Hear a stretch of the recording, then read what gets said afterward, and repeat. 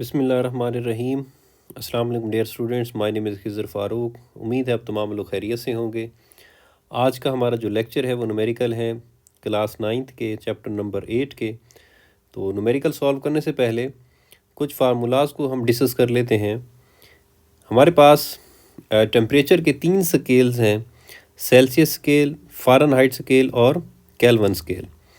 सबसे पहले अगर आप सेल्सियस स्केल को देखें तो सेल्सियस स्केल में आपको जो इसका लोअर फिक्स पॉइंट है वो आपको नज़र आ रहा है 0 डिग्री, और जो अपर फिक्स पॉइंट है वो कितना नज़र आ रहा है हमारे 100 डिग्री।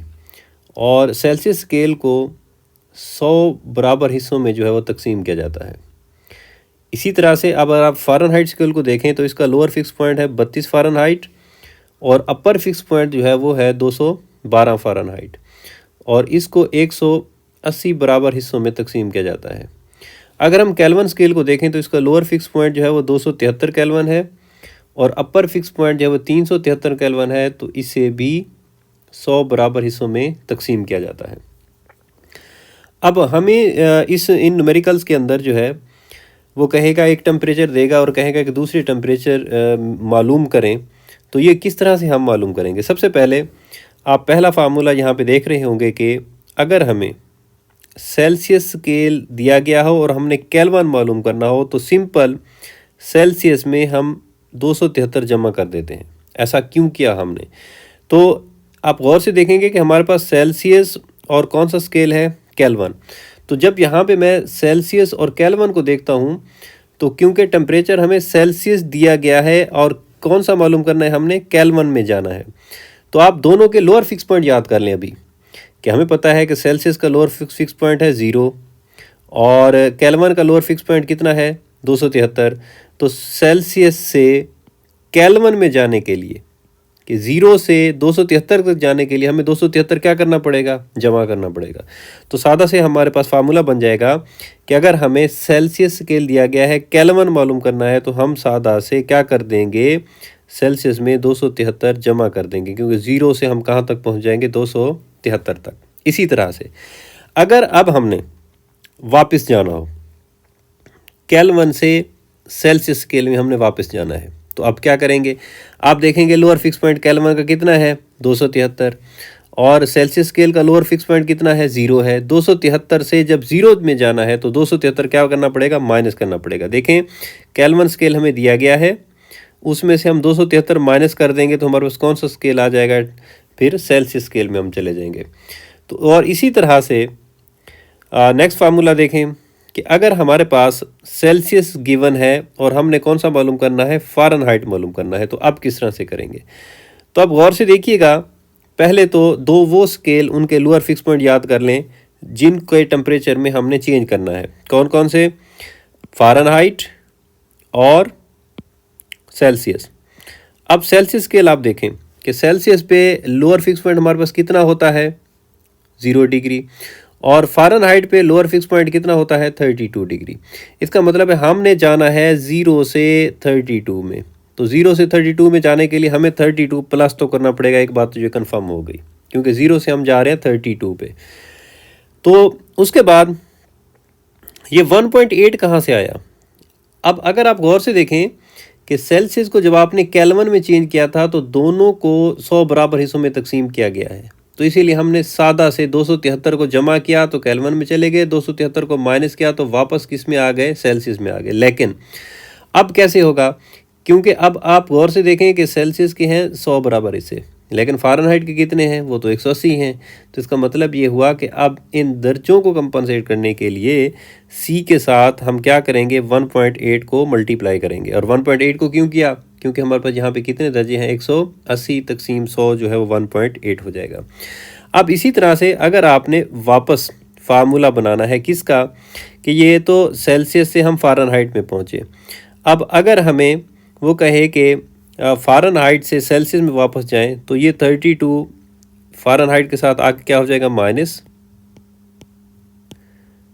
इक्वल टू क्या हो जाएगा 1.8 सी, और ये फ़ारेनहाइट टेम्परेचर माइनस 32, 1.8 आगे डिवाइड हो जाएगा तो बराबर आ जाएगा सेल्सियस स्केल में। तो इसी तरह से अगर हमें फ़ारेनहाइट दिया गया हो तो हम सेल्सियस स्केल मालूम कर सकते हैं। तो सिंपल से ये फार्मूले आप याद रखेंगे, इन फार्मूलाज को जो हम इस्तेमाल करेंगे। और कुछ फार्मूलाज और हम डिस्कस करते हैं कि अगर हरारत मखसूसा का कोई सवाल हमारे पास न्यूमेरिकल आएगा तो वो हम हल करेंगे इस फार्मूले से कि डेल क्यू बराबर होता है एम सी डेल टी के। डेल क्यू हरारत जो जज़ब करता होगी, एम मास दिया गया होगा, सी हमारे पास मखसूस हरारती गुंजाइश होगी और यह हरारत मखसूसा, और डेल टी जो है वो टेम्परेचर में तब्दीली। इसी तरह से अगला जो फार्मूला है, ये फार्मूला कहाँ से लिया गया है, आपके सामने नज़र आ रहा है कि del Q F is equal to M H F. तो ये पिघलाव की जो हरारत मख्फी जो होगी, तो वो हम इस फार्मूले से कैलकुलेट करेंगे। और नेक्स्ट फार्मूला जो है वो डेल क्यू बराबर है एम एच वी। तो ये वेपोराइजेशन की जो मख्फी हरारत होगी, तो ये हम इस फार्मूले से कैलकुलेट करेंगे। और इस चैप्टर नंबर 8 के आखिरी दो लॉन्ग क्वेश्चन हैं, उनसे दो फार्मूले हैं। ये डेल एल बराबर है alpha L naught del T. ये डेल एल क्या है, लंबाई में इजाफा। अल्फ़ा हमारे पास तूली हरारती फैलाव का कोफिशेंट है, एल नॉट उस रॉड की असल लंबाई, और डेल टी जो है वो टेम्परेचर में इजाफा जो है। तो इसी तरह से हमारे पास अगला फार्मूला डेल वी बराबर beta V naught del T. ये हमारे पास वॉल्यूम का जो हरारती फैलाव है उससे ये फार्मूला है। हम इस फार्मूले से जो है वो हल करेंगे कि अगर हमें वो कोई वॉल्यूम का क्वेश्चन देता है। अब इन फार्मूलों को थोड़ा सा हम एक्सटेंड भी कर लेते हैं कि अगर डेल एल की वैल्यू हम देखें तो डेल एल बराबर होता है एल माइनस एल नॉट के। तो ये अगर यहाँ पे मैं पुट कर दूँ तो ये आ जाएगा डेल एल की जगह एल माइनस एल नॉट बराबर alpha L naught del T. अब एल बराबर क्या आ जाएगा, माइनस का एल नॉट इधर जाके प्लस हो जाएगा, तो L naught plus alpha L naught del T. तो यहाँ से अगर मैं एल नॉट कॉमन ले लूँ तो बाकी बच जाएगा 1 प्लस अल्फ़ा डेल टी।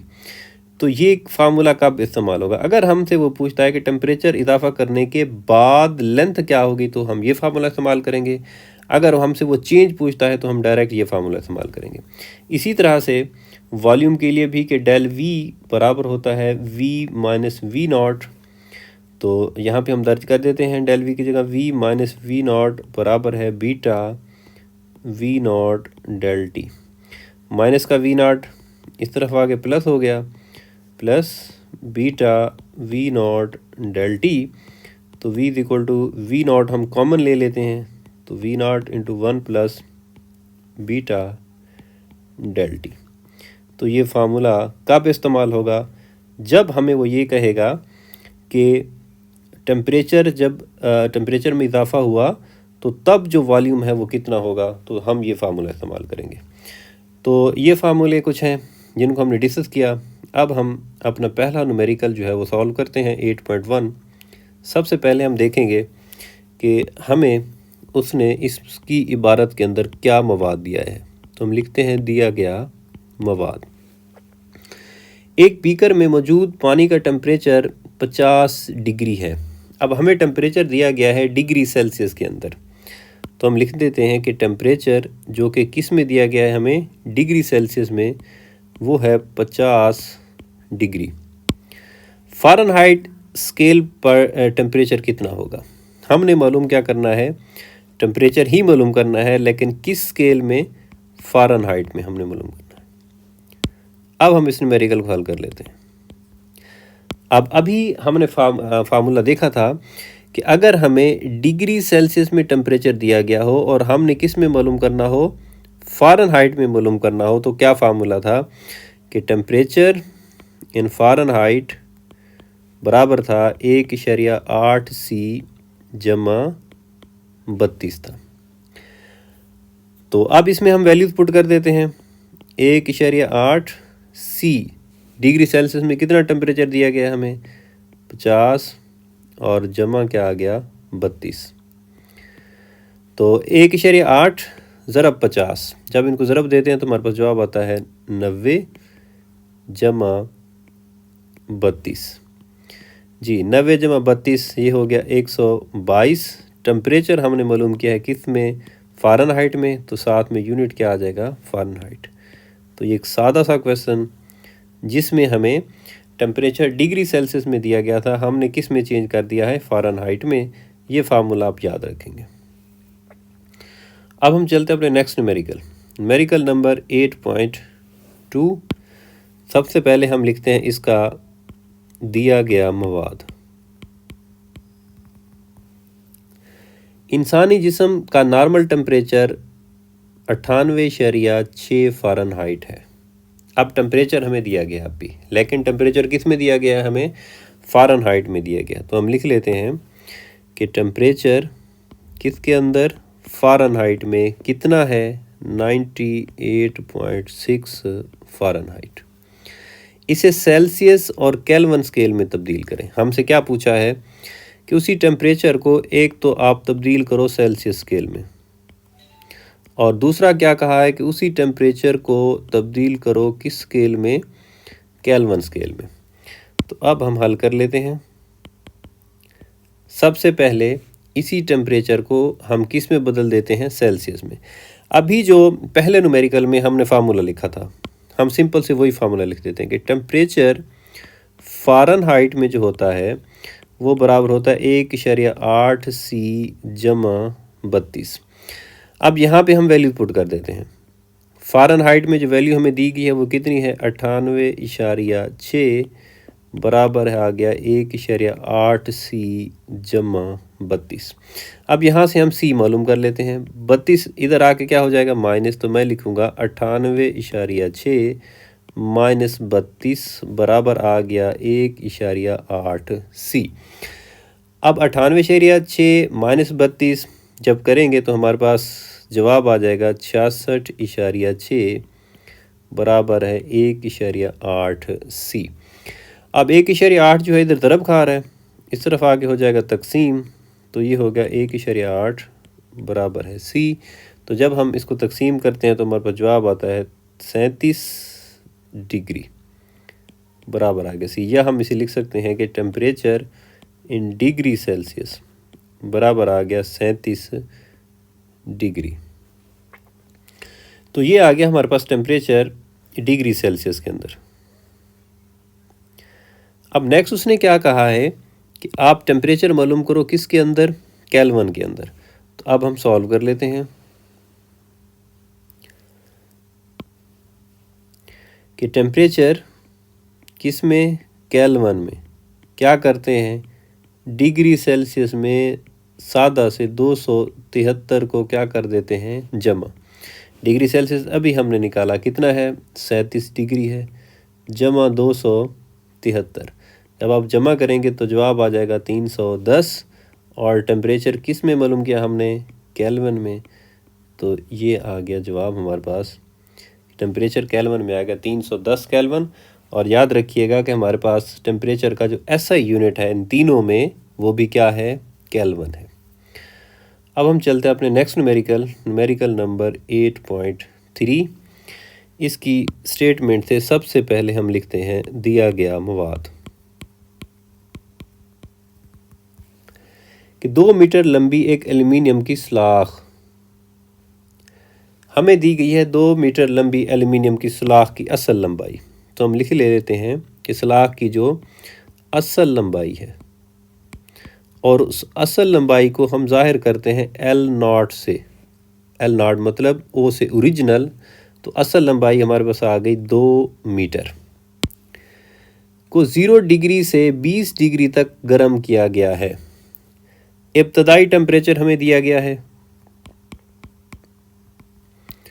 इब्तदाई टेम्परेचर हम T1 कह देते हैं, कितना है, 0 डिग्री है। इसको हम बदल देते हैं केल्विन में, 273 हम जमा करेंगे तो हमारे पास केल्विन बन जाएंगे 273 केल्विन।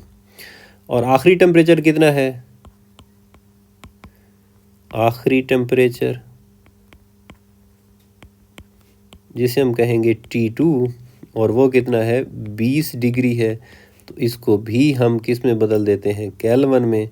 तो हमारे पास केल्विन आ गए 293। अब ये जो टेम्परेचर T1 और T2 हमें दिए गए हैं कि 0 था, 0 से कितना हुआ, 20 डिग्री हुआ, टेम्परेचर में कितना इजाफा हुआ हम ये मालूम कर लेते हैं कि टेम्परेचर में इजाफा जिसे हम जाहिर करते हैं del T, del mean change होता है, तो यह आ जाएगा T2 माइनस T1, तो 293 माइनस 273, तो डेल टी हमारे पास कितना आ जाएगा 20 केल्विन। अब हम आगे चलते हैं। सलाख की लंबाई में इजाफा मालूम करें जबकि एल्युमिनियम के तूली हरारती फैलाव का कोफिशेंट जो है वो 2.5 ज़रब 10 की पावर -5 फी केल्विन होता है। तो हमें जो चीज़ गिवन है वो भी हम लिख लेते हैं कि तूली हरारती फैलाव का कोफिशिएंट, और तूली हरारती फैलाव के कोफिशिएंट को हम ज़ाहिर करते हैं अल्फ़ा से, और ये है 2.5 ज़रब 10 की पावर -5 पर केल्विन। अब हमने मालूम क्या करना है, हमने मालूम करना है सलाख की लंबाई में इजाफा, और सलाख की लंबाई को हमने L से ज़ाहिर किया है, L0 से, तो असल लंबाई को, तो जो इजाफा होगा सलाख की लंबाई में इजाफा, इसका मतलब है हमने मालूम करना है डेल L, सलाख की लंबाई में इजाफा। अब हम इस न्यूमेरिकल को हल करते हैं। एक फार्मूला मैंने आपको बताया था ऊपर शुरू में ही कि डेल L, जब हम तूली हरारती फैलाव पढ़ रहे होंगे तो डेल L बराबर क्या होता है, डेल L बराबर होता है alpha L0 del T. Del L बराबर अल्फ़ा L0 डेल टी। हमने यहाँ पे L मालूम नहीं करना, हमने सलाख की लंबाई में इजाफा मालूम करना है, तो इसका मतलब है हमने डेल L मालूम करना है। अब कीमतें दर्ज कर दें। अल्फ़ा की कीमत आपके पास दी गई है, वो है 2.5 ज़रब 10 की पावर -5। L0 क्या है, असल लंबाई कितनी है, 2 है, और डेल टी हमारे पास कितना है, 20 है। ये दर्ज कर दें। अब इन सब को हम ज़रब दे देते हैं। 2.5 को 2 से ज़रब देते हैं, 5 आता है, 5 को 20 से ज़रब देते हैं तो हमारे पास कितना आ जाता है, 100। पहले से खड़ा है 10 की पावर -5, तो 100 को लिख सकते हैं 10 की पावर 2 ज़रब 10 की पावर -3, सॉरी 10 की पावर -5। तो अब 10 की पावर जमा का 2 है, माइनस का 5 है, तो 10 की पावर रह गया -3। हमने मालूम किया लंबाई, तो ऐसा यूनिट क्या आएगा, मीटर। तो 10 की पावर -3 को हम 1 मिलीमीटर भी लिख सकते हैं,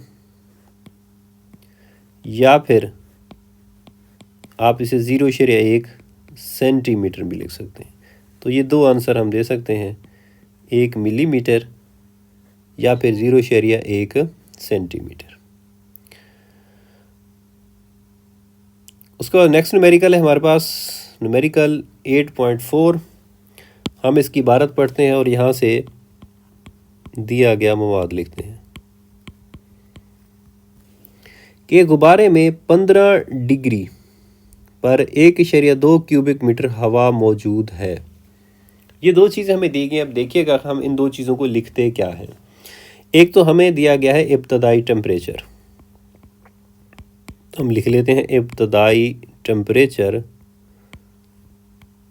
जिसे हम कह देते हैं T1, और वो है हमारे पास 15 डिग्री। इसको तब्दील कर लेते हैं हम केल्विन में, तो 273 हम इसमें करेंगे जमा, तो ये हो जाएगा 288 केल्विन जी। उसके बाद क्या है, 1.2 क्यूबिक मीटर हवा मौजूद है। इसका मतलब है जो उसका इब्तदाई वॉल्यूम है वो हमें दिया गया। हम लिख लेते हैं इब्तदाई वॉल्यूम, जिसको जाहिर करते हैं या असल वॉल्यूम V0, वो हमारे पास है 1.2 क्यूबिक मीटर। इसका वॉल्यूम 40 डिग्री पर क्या होगा, हमें आखिरी टेम्परेचर दिया गया है।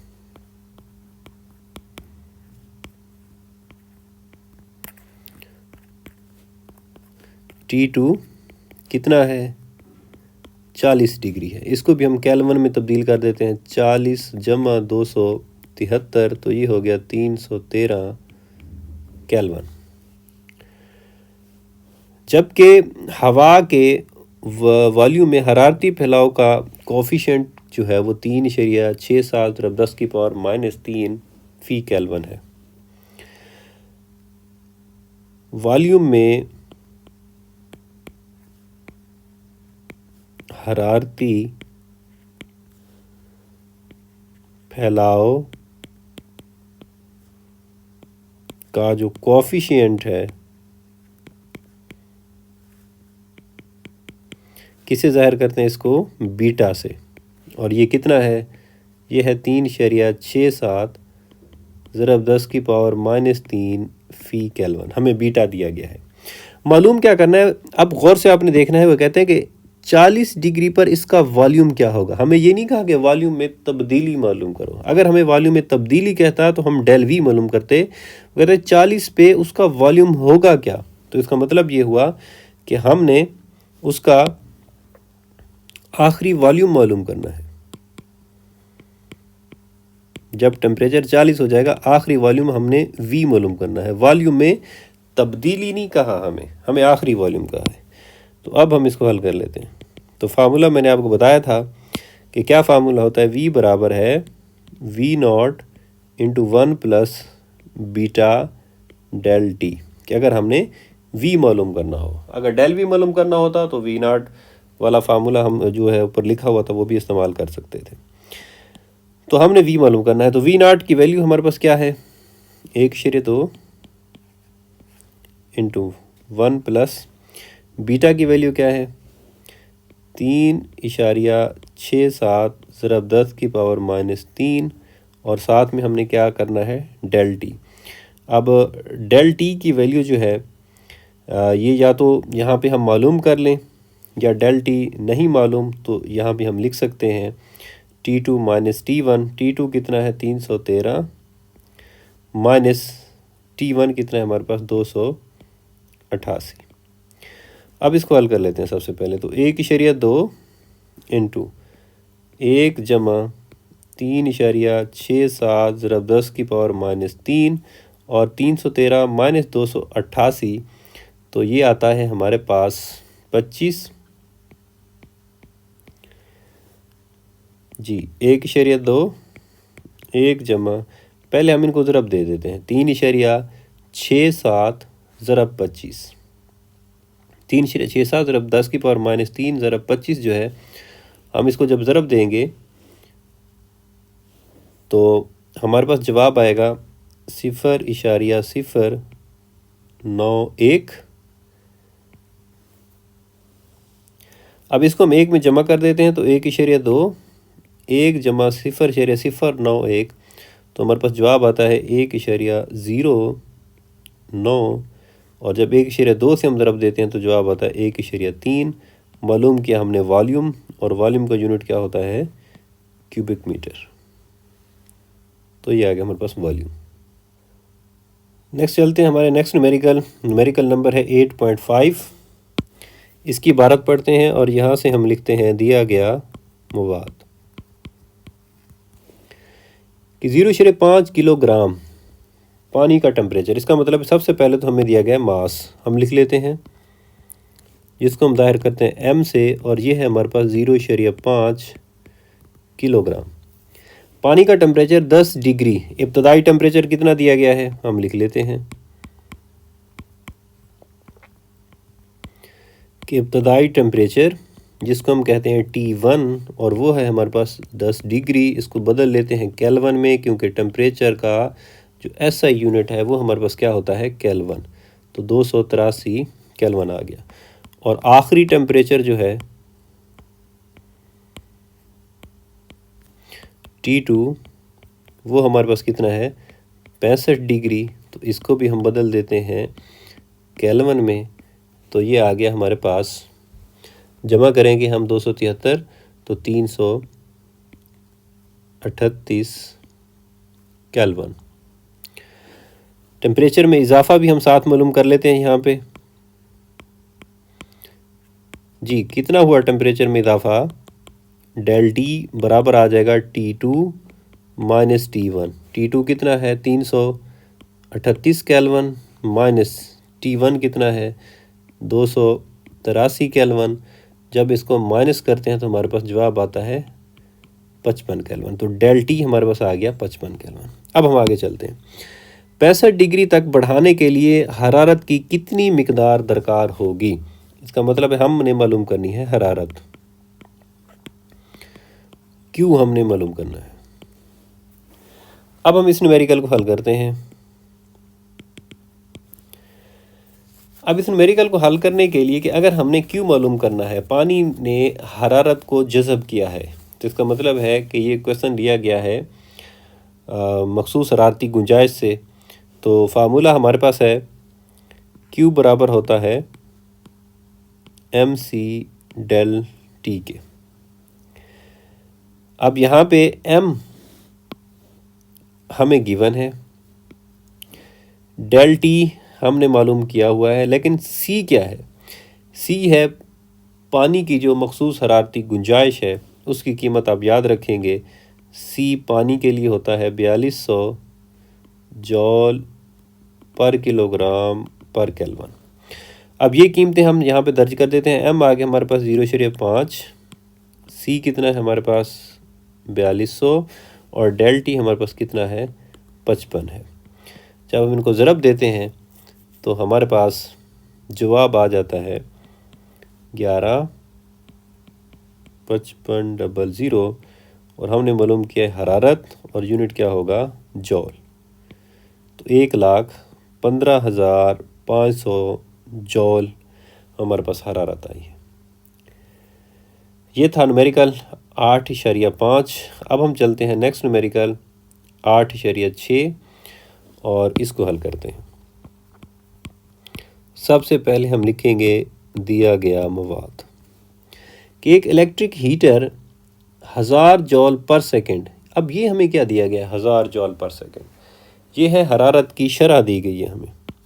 तो हम लिख लेते हैं हरारत की शरह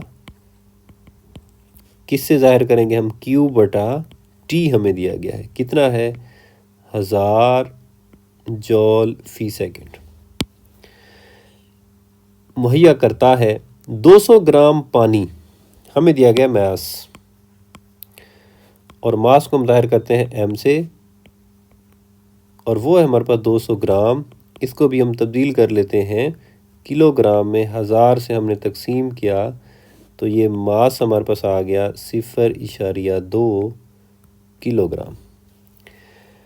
200 ग्राम पानी का टेम्परेचर 20 डिग्री से 90 डिग्री तक, दो टेम्परेचर हमें दिए गए, हम दोनों लिख लेते हैं। इब्तदाई टेम्परेचर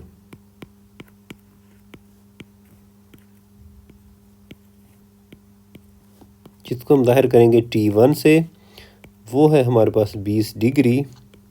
इसको केल्विन में तब्दील करते हैं, 273 इसमें जमा करते हैं तो ये हो गया 293 केल्विन। और आखिरी टेम्परेचर जिसको हम ज़ाहिर करते हैं T2 से और वो है हमारे पास 90 डिग्री।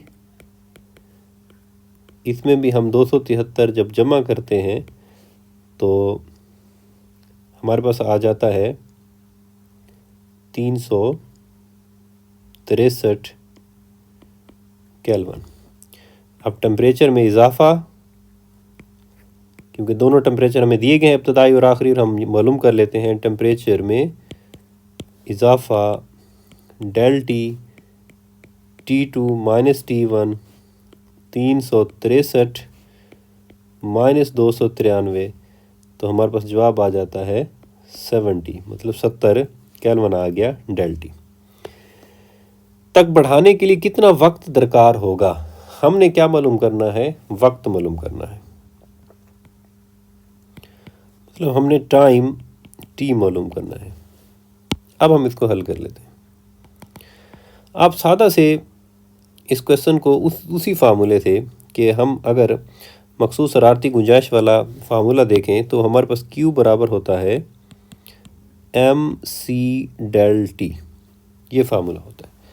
लेकिन अब यहाँ पे T तो कहीं पे है ही नहीं, तो हम क्या करेंगे, हम कहेंगे कि टाइम से तकसीम करने से, दोनों तरफ आप टाइम से तकसीम कर दें, तो इस तरह बन जाएगा Q/T और इधर आ जाएगा mc∆T/T। अब हम कीमतें दर्ज कर देते हैं। आप गौर से देख रहे होंगे कि Q/T की कीमत आपके पास कितनी है, 1000 है, तो इस तरफ आ गया हमारे पास 1000। m की कीमत कितनी है, 0.2। c आपको पता है पानी की जो हरारती गुंजाइश है वो कितनी होती है, 4200 जॉल पर किलोग्राम पर केल्विन। तो C की वैल्यू आ गई 4200, ज़रब ∆T कितना आया है, 70, और बटा क्या आ गया हमारे पास, T, टाइम। अब हमने क्योंकि T मालूम करना है, T इस तरफ तकसीम हो रहा है, तो जब T इधर ऊपर जाएगा तो हमारे पास इक्वेशन बन जाएगी 0.2 ज़रब 4200 ज़रब 70 और 1000 इधर आके तकसीम हो जाएगा। अब हम इन 3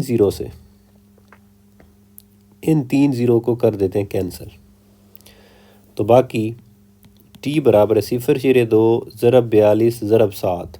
जब इनको ज़रब देते हैं तो हमारे पास आंसर आता है 58.8। क्या मालूम किया है, टाइम का यूनिट होता है सेकंड। तो ये था न्यूमेरिकल नंबर 6। नेक्स्ट न्यूमेरिकल है हमारे पास न्यूमेरिकल 8.7। इसकी इबारत से तो हम दिया गया मवाद लिखते हैं, फिर इसको हल करते हैं कि 50,000 जॉल हरारत हमें क्या दी गई है, हरारत। हम लिख लेते हैं कि हरारत जिसको हम जाहिर करते हैं Q से, और वो है हमारे पास 50,000 जॉल। मुहैया करने पर कितनी बर्फ़ पिघलेगी, मतलब बर्फ़ का हमने मास मालूम करना है, जबकि बर्फ़ के पिघलाव की मख्फी हरारत वो हमें दी गई है 3,36,000 जॉल फ़ी किलोग्राम। तो हम लिख लेते हैं जो हमें दिया गया है, पिघलाव की मख्फी हरारत, और इसको हम जाहिर किससे करते हैं, HF से, हीट ऑफ फ्यूजन। तो ये है 3,36,000 जॉल फ़ी किलोग्राम। मालूम क्या करना है, हमने बर्फ़ का मास मालूम करना है, मतलब हमें चाहिए M। अब हम इस न्यूमेरिकल को हल करते हैं। शुरू में मैंने आपको फार्मूला बताया था कि QF बराबर होता है MHF। अब यहाँ से हमें क्या चाहिए, हमें चाहिए M। तो M बराबर क्या होगा, HF QF के नीचे तकसीम हो जाएगा, तो ये आ जाएगा QF/HF। अब QF की कीमत दर्ज करें, या सिंपल यहाँ पे हमने Q लिखा हुआ है, कितनी कीमत है उसकी, 50,000 तकसीम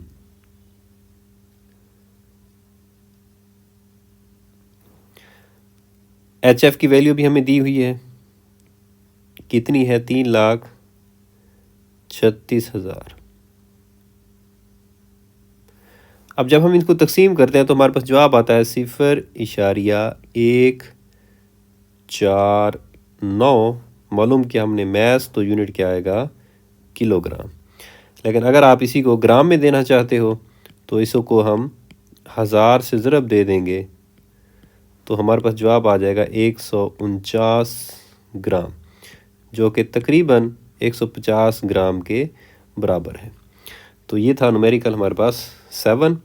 अब हम चलते हैं न्यूमेरिकल 8 की तरफ और इसको हम हल करते हैं। सबसे पहले न्यूमेरिकल 8 का दिया गया मवाद लिखेंगे कि -10 डिग्री टेम्परेचर पर मौजूद 100 ग्राम बर्फ़ का पिघलाव की 10 डिग्री टेम्परेचर पानी में तब्दील करने के लिए दरकार हरारत की मिकदार हमने मालूम करनी है, जबकि बर्फ़ की हरारत मखसूसा हमें दी गई है और पानी की हरारत मखसूसा दी गई है और बर्फ़ के पिघलाव की मख्फी हरारत भी हमें दी गई है। तो इसका मतलब यह है, सबसे पहले हम इस दिए गए मवाद को लिखते हैं कि हमें इब्तदाई टेम्परेचर एक दिया गया है बर्फ़ का, और वो T1 कितना है हमारे पास, वो है -10 डिग्री है।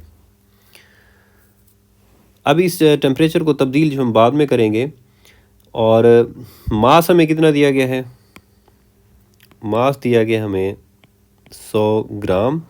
इसको हम बदल लेते हैं किलोग्राम में, 1000 से हम कर देंगे तकसीम, तो हमारे पास आ जाएगा 0.1 किलोग्राम। ये आ गया मास। और आखिरी टेम्परेचर भी हमें दिया गया है, कितना है, 10 डिग्री।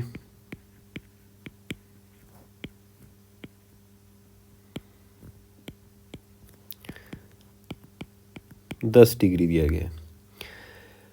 पानी में तब्दील करने के लिए दरकार हरारत मालूम है। इसका मतलब है बर्फ़ हमारे पास है -10 डिग्री पे, और जब वो पानी में तब्दील हो जाएगी किस टेम्परेचर पे, 10 पे, तो उस वक्त पानी का टेम्परेचर 10 डिग्री होने तक जो है, जो हरारत मिलेगी ये तब्दील करने के लिए, वो हरारत कितनी होगी वो हमने मालूम करनी है। और बाकी चीज़ें जो हमें दी गई हैं कि बर्फ़ की हरारत मखसूसा जो है वो हम लिख लेते हैं,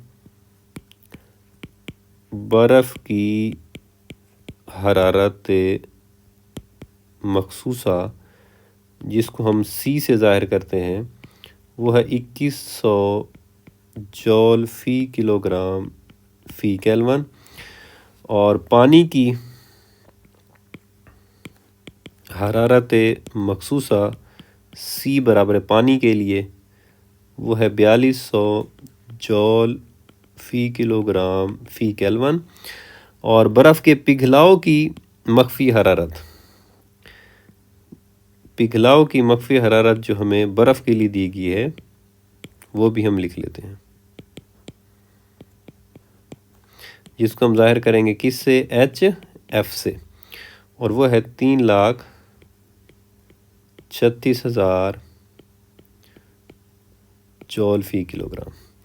मालूम क्या करनी है हमने, हरारत कि कितनी हरारत चाहिए होगी बर्फ़ को का जो टेम्परेचर -10 था इससे पानी बना के फिर उसका टेम्परेचर 10 डिग्री तक बढ़ाने में कितनी हरारत हमें चाहिए होगी। बिल्कुल ही आसान सा सवाल है। मैं आपको इसके 3 स्टेप बना देता हूँ। हम उन 3 स्टेप के अंदर जो है इस न्यूमेरिकल को हल कर लेते हैं। सबसे पहले स्टेप नंबर 1। अब स्टेप नंबर 1 ये होगा कि सबसे पहले इस वक्त हमारे पास बर्फ़ है, तो बर्फ़ का टेम्परेचर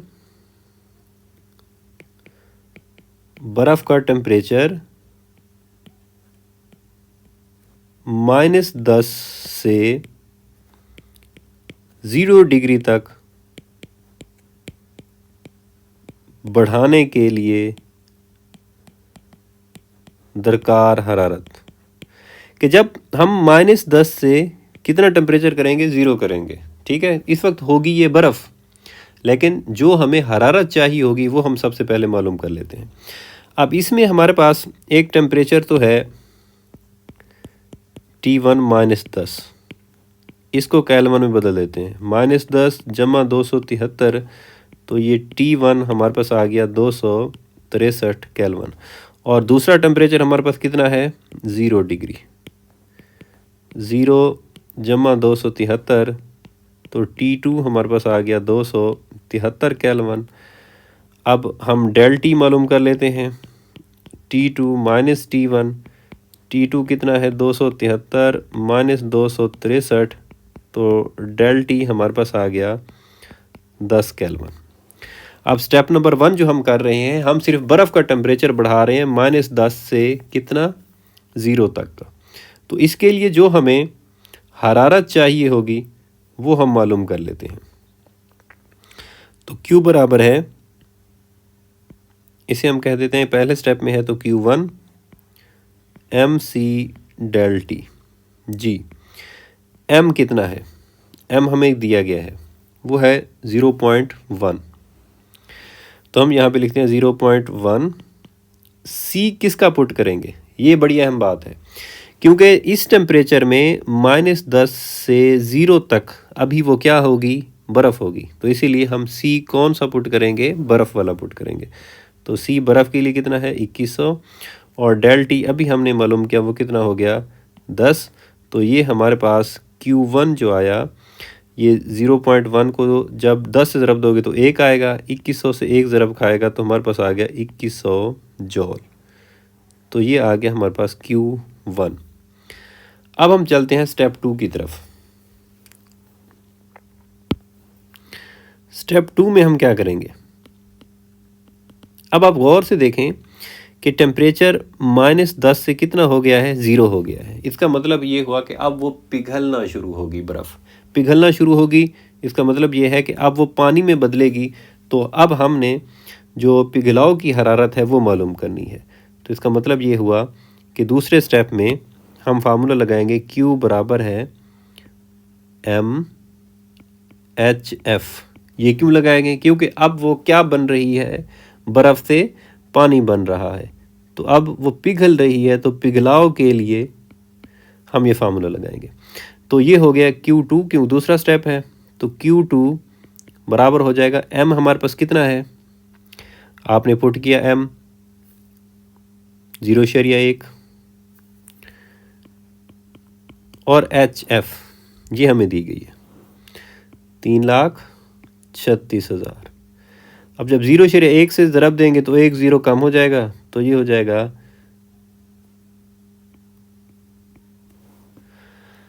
33,600 जॉल। ये आ गया हमारे पास स्टेप नंबर 2। अब हम करते हैं स्टेप 3। अब आप स्टेप 2 में जो कुछ छोड़ के आए, स्टेप 2 में आपने बर्फ़ को किस में तब्दील कर दिया है, पानी में। अब टेम्परेचर कितना था उसका, 0। तो इसका मतलब हम आगे चलते हैं कि अब पानी का टेम्परेचर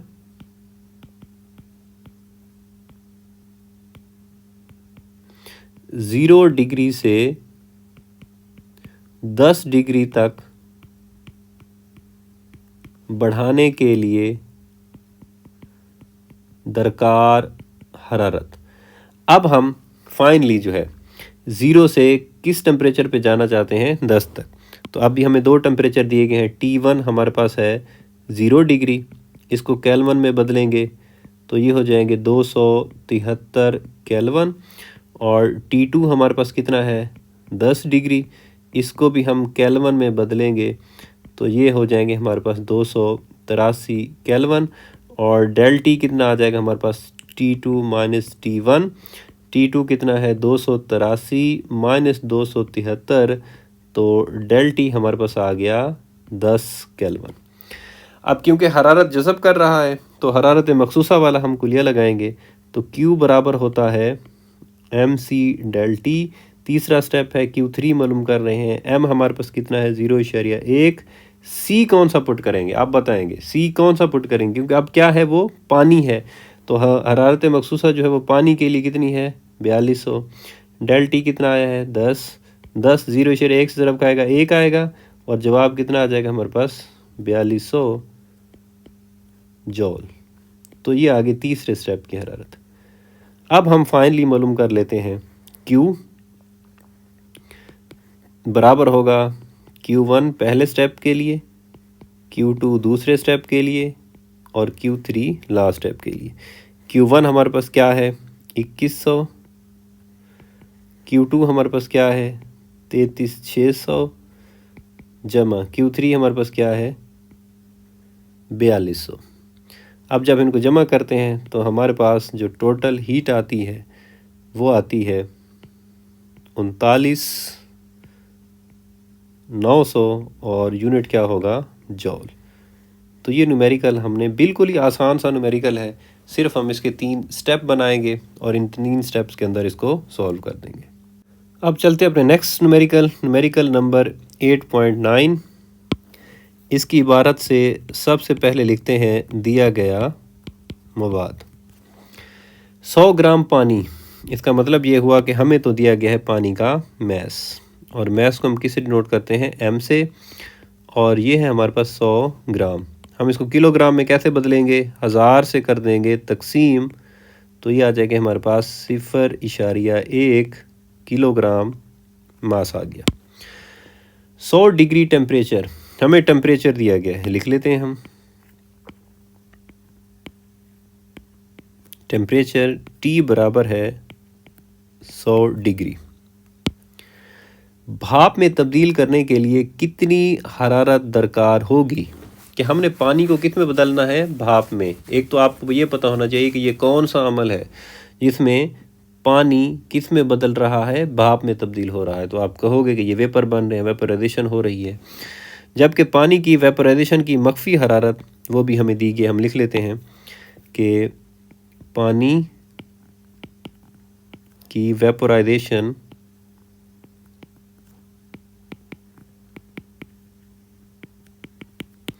की मख्फी हरारत,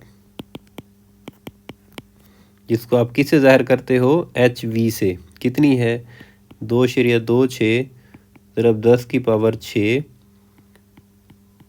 जॉल फी किलोग्राम। अब कितनी हरारत दरकार होगी, हमने मालूम करनी हरारत,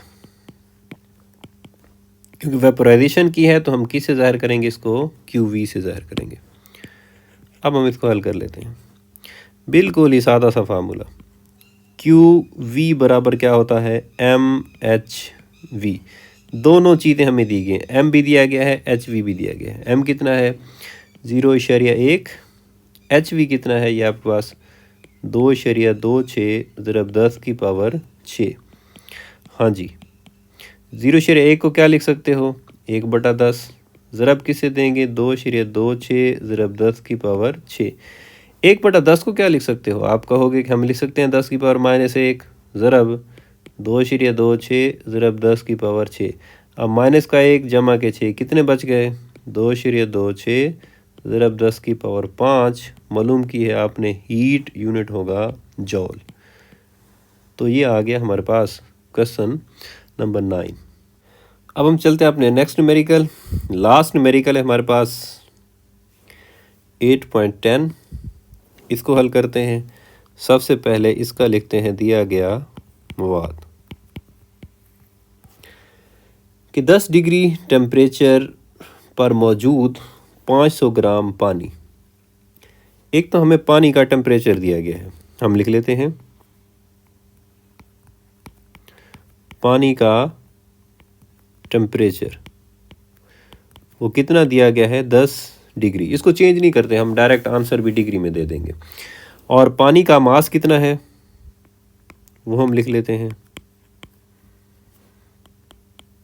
M1 लिख लें, कितना है 500 ग्राम, और इसको हम लिख लेते हैं T1।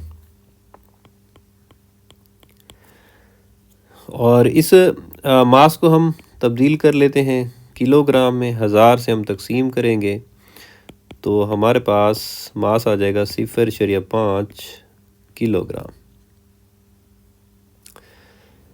उसके बाद 100 डिग्री पर 5 ग्राम भाप गुजारने के बाद, कि हम भाप गुजार रहे हैं और भाप का टेम्परेचर कितना है वो हम लिख लेते हैं।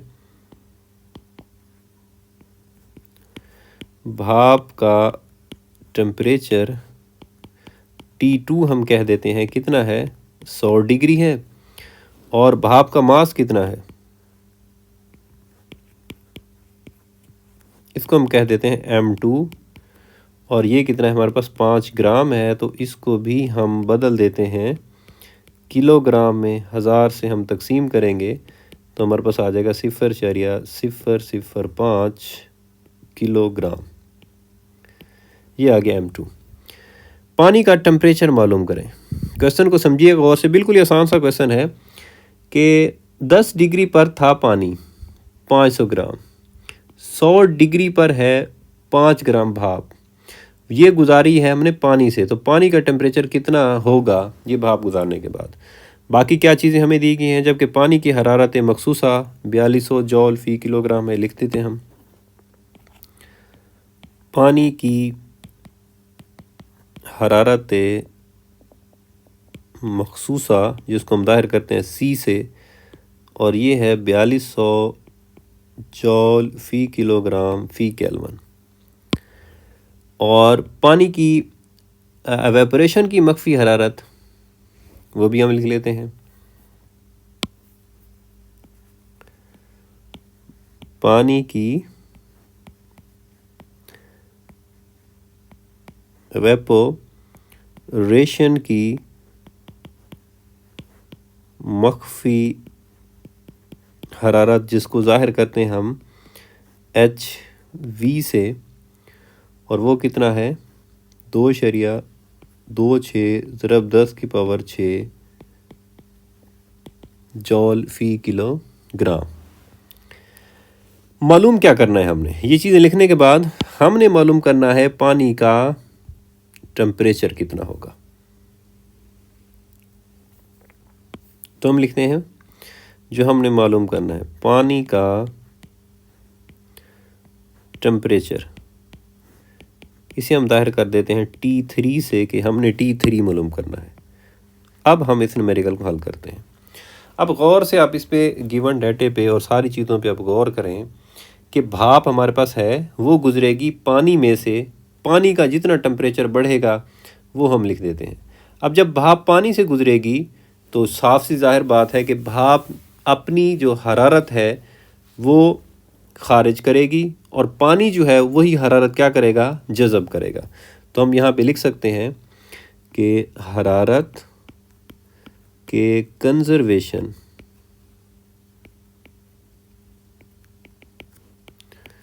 के कानून के मुताबिक भाप की खारिज करदा हरारत बराबर किसके होगी, पानी की जज़ब करदा हरारत के।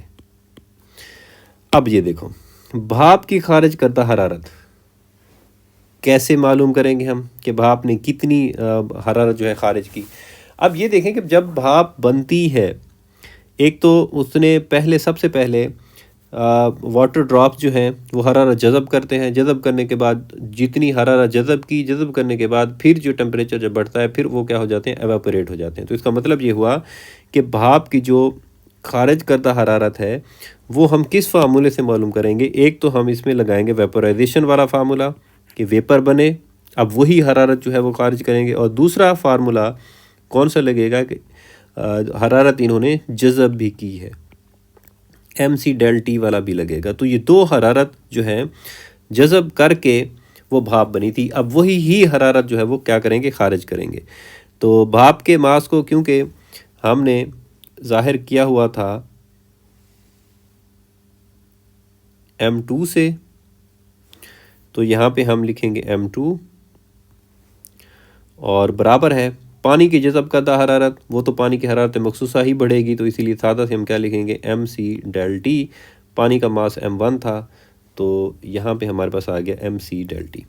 अब आप गौर से देखें कि अब हम वैल्यूज पुट करेंगे। सबसे पहले M2 कितना है हमारे पास,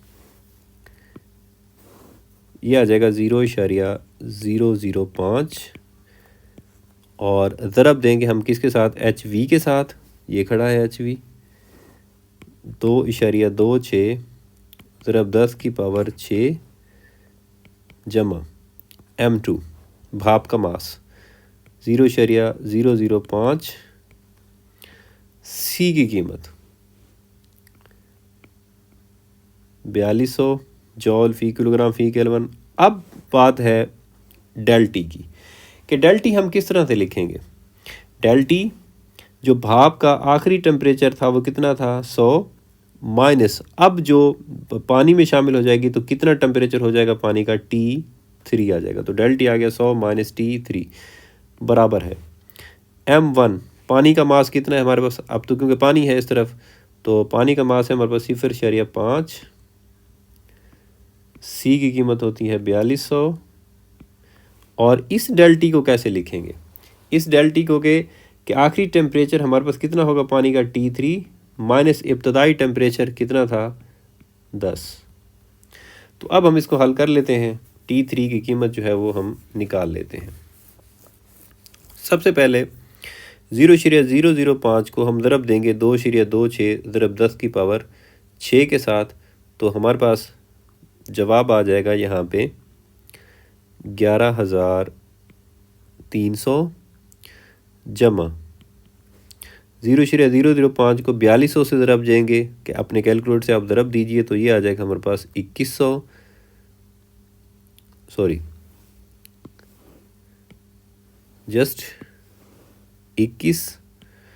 और ब्रैकेट में हमारे पास क्या है 100 माइनस T3 बराबर है 0.5 को जब हम 4200 से ज़रब देंगे तो हमारे पास आ जाएगा यहाँ पे 2100 और ब्रैकेट में क्या मौजूद है T3 माइनस 10। अब हम इसे फर्दर सॉल्व करते हैं, तो ये आ जाएगा 11,321 को जब हम 100 से ज़रब देंगे तो ये हमारे पास आ जाएगा 2100 माइनस T3 से ज़रब खाएगा तो ये आ जाएगा 21T3 बराबर है 2100 जब T3 से ज़रब खाएगा तो ये आ जाएगा 2100 T3 माइनस 10 ज़रब खाएगा तो ये बन जाएगा 21,000। अब हम T3 को एक तरफ ले लेते हैं, बाकी टर्म दूसरी तरफ लिख रहा हूँ मैं, तो 11,300 जमा 2100 ये माइनस का 21,000 इधर आके प्लस का हो जाएगा और बराबर पहले से यहाँ पे क्या खड़ा है 2100 T3 और ये माइनस का 21 इधर आके क्या हो गया प्लस T3। इन तीनों टर्म्स को आप अपने कैलकुलेटर की मदद से जमा कर दें तो ये आ गया हमारे पास 34,400 बराबर है, इन दोनों को जब हम जमा करेंगे तो ये बन जाएगा 2121 T3। अब 2121 इधर आके तकसीम हो जाएगा तो ये आ गया 34,400 तकसीम 2121 बराबर है T3। जब इसको हम तकसीम करते हैं तो हमारे पास जवाब आता है 16.2 डिग्री सेल्सियस, क्योंकि जो बाकी टेम्परेचर थे वो भी डिग्री सेल्सियस में थे, तो ये भी हमारे पास आ जाएगा डिग्री सेल्सियस में डायरेक्ट। T3 पानी का टेम्परेचर जब हम उससे भाप गुजारेंगे तो ये हो जाएगा 16.2 डिग्री सेल्सियस। उम्मीद है आपको तमाम न्यूमेरिकल अच्छे से समझ आए होंगे। नेक्स्ट लेक्चर तक के लिए इजाज़त दीजिए। अल्लाह हाफिज़।